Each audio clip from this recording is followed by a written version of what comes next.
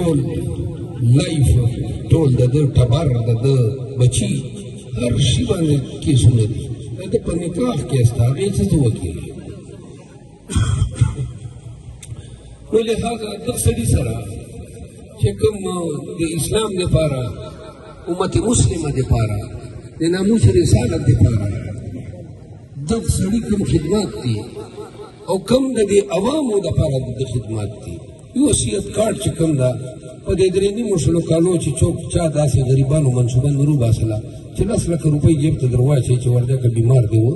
حکومت پې ته علاج کوي د سړي چې کوم ده ټول ژوند دی هغه ته ورکوي بیا دې نه بعد کوم عمل ورسره وسه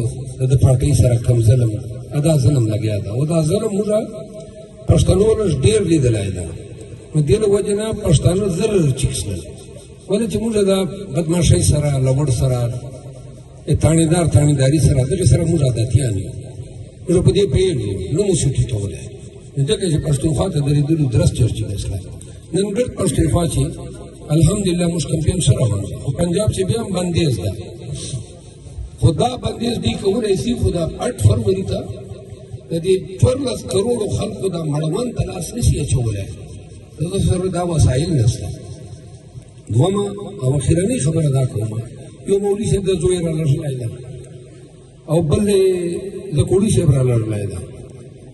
دواړه چې درته ولاړ یو دا دغې خاورې د دغه وطن یو او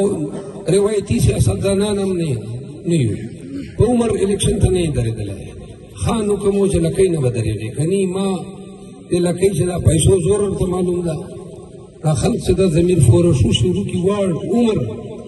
دا ضمیر فروشي په دغې خاورې وسوه ما 15 کاله کېږي چې نوکرۍ نه مې استعفا ورکړه په دغې لګیا یم خدای ته وګوره چا نه کالي مه وباسو 15 شپږ ورځې مو په تېرې کړې دا نن بیا چې کوم ده مولوي صاحب راغلی ده وایي موږ د انبیاو ورثه یو نو انبیاو ورثه چې کوم ده لګیا ده دا وارثه ټرانسفارمر یې مټې ورئ خلکو ته چې بھائی دا په موټو په ټرانسفر دغه دي علماو کرداري دا دی علماو کرداري ورور دی 75 کروڑ روپۍ باندې کرپشن وکړ پلار دی او هلته بنګله واخیسته و 3-4 میاشتې مخکې په اسلام آباد کې دا بل ورور چې کوم د دې ګډ پاکستان کې پوسټ نوکرۍ خرچې کړې پیسې جمع کړې ورسره یې 2 کناله بل کور واخیسته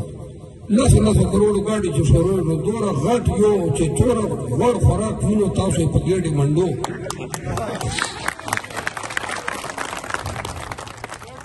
اچھا مړی هغه هغې وګورو ویډیوګانې د ډینګانو غوندې ګډ ورته ناست دي پوه شولې که نه دا د علماو کرداري پیغمبر خو به پیوندونه لګولي خپل په لباس کې 4-5 ورځې به یې خوراک نه مینداوه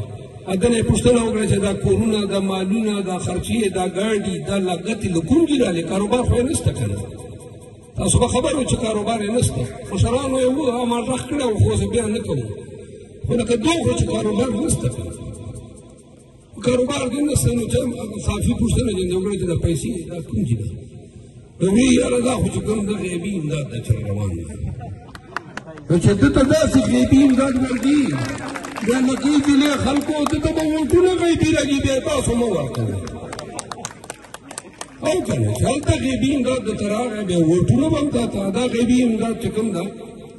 په تا باندې نازلېږي دا غیبي امداد موږ ته معلوم ده چې یوه نوکرۍ دې خرڅه کړې ده په جیب دې منډلی 84 کروڑ روپیو فنډ دې خرڅ کړه 5 کروړه دې کاري ته ورکړه دې لکۍ ده 1 ارب روپۍ چې منظوره شوې غیبي امداد دغه و چې د تا جیب ته واچوه غیبي امداد هغه و چې دا اوس دلته ده وزیر اکشن ده دا فلډ والا دا یو ورور ده هغه چا کوم ما ته پیغورونه کول په 100 لکه یې بدل کړه مطلب دا د نوکرۍ بدلۍ دې په 100 لکه کړي دي داود خټک دی نوشیرې والا دوی وایي چې و ما ته راغلی زه پي ټي آی ته درځم بیا ولې جلد راځي وایي ځکه جلد درځم چې ما دوره کاله ورسره تېر کړل ورور مې په انچې چې و په مینې باندې 10 لکه یې راته بدل کړه لهذا پرېږده یو نه 100,000 اګزامپل در کولی شم چې دا کوم پیسې دو څه طریقې سره جمع کړې ده خو تبلیغ والو کلي وي چې مطلب دا ده چې ګزاره ورسره کوه نو نور نه پیسې لګېږي ټیک شه که نه او دا درته وایم بل غزني خیرو خانان دي هغه هم 50 کاله لا ملا دا دولت والا بلا ده دواړه چې کوم ده په تاسو تېر کړل 50 کاله چې یو ورته د خپل ولس دغو نمایندګانو ته ووټ ورکوي طارق سعید خان یو ځوان 10 کاله تاسو باندې انور حیات خان تېر کړي 15 کاله هلته منور خان تېر کړي مولوي صاحب وایي چې موږ علما یا موږ ډلې وال چې کوم سړي ته دې ووټ ورکړی بیا به محشر په ورځ تاسو سره